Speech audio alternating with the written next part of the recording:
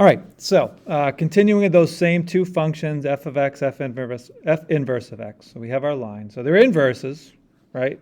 Now, if you're ever asked to prove if things are inverses, you would basically do that definition that we talked about earlier in the slides where you're going to do compositions. So you'd have to do f of f inverse of x and f inverse of f of x. You do need to do it both ways. Now, if it works one way, it should work the other way. But just for the mathematical proof, you do have to prove it both ways.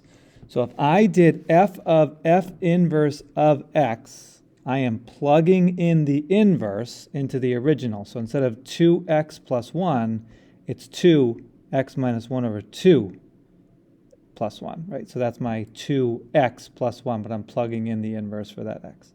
And if it works, it should just equal x, right?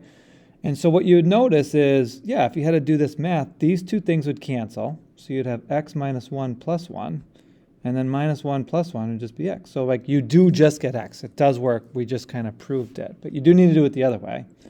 So now I'm going to take my original and plug that into the inverse. So instead of x minus 1 over 2, it's going to be 2x plus 1, and then minus 1 over 2. And again, if that works, it should equal x too. And so the order of operations is always going to be the same thing, but in the opposite order. Like in this one, we cancel out the ones last. Well, in this one, we're going to cancel out the ones first.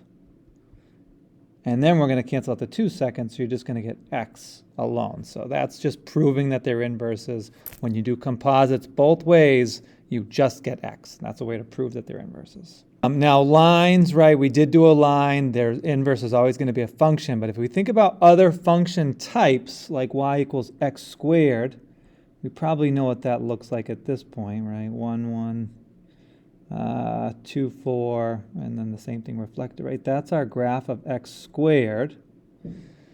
But if you think about, we said it was a reflection over y equals x. If you reflect that over y equals x, you're going to see, like if you had to fold that shape over that paper, you'd see it end up with like, or if you just think about flipping the coordinates around, 2, you get like -4, and you get a graph like that. So that's not a function. It doesn't pass the vertical line test, more than one input for output, which is okay, right? It's still a shape. It still has a domain, still has a range.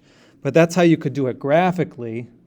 But algebraically, right, if you wanted to actually figure out what the inverse actually is rather than this picture of it, you do the same thing, right? You'd switch up x and y. So normally it's y equals x squared. Now it's going to be x equals y squared. So that flipping of the coordinates is now f of y.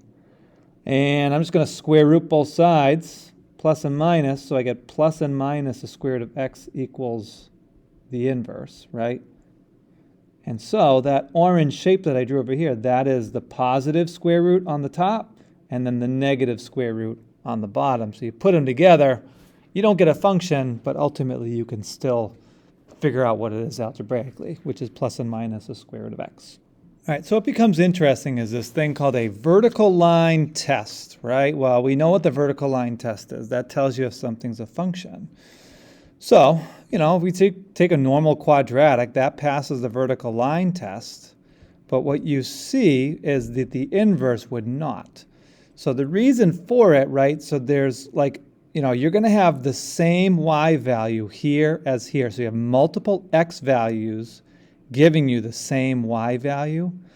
Well, if you think about the reverse of that, because inverses are just flipping the coordinates, you have two of the same y value with two different x values, right?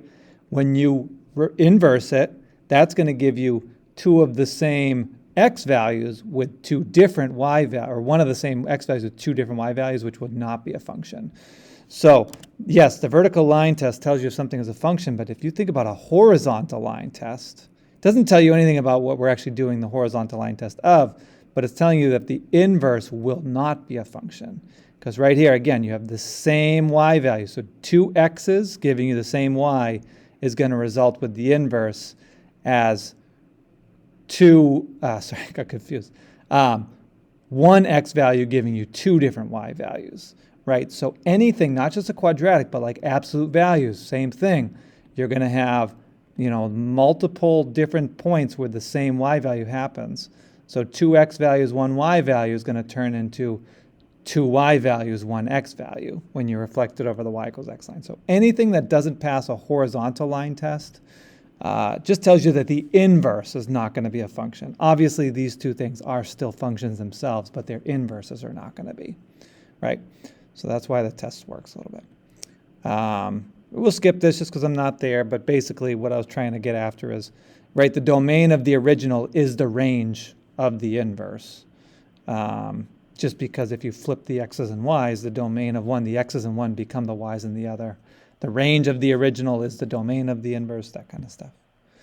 So we got quick practice here. I want you guys to pause the video, just say yes or no if the inverse will be a function, and then one more slide as a summarizer, and we're done.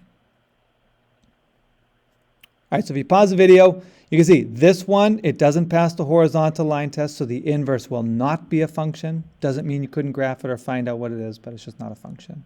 Same thing with this one, doesn't pass the horizontal line test, so the inverse is not a function.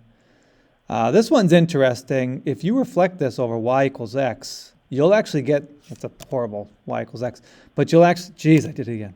You will get the exact same thing. 1 over x equals y is the same thing as 1 over y equals x mathematically. So this one does, right, the inverse will be a function. It does pass the horizontal line test. This one's fine. Same thing with this one. No y values get hit in more than one spot with different x's. So this one's fine.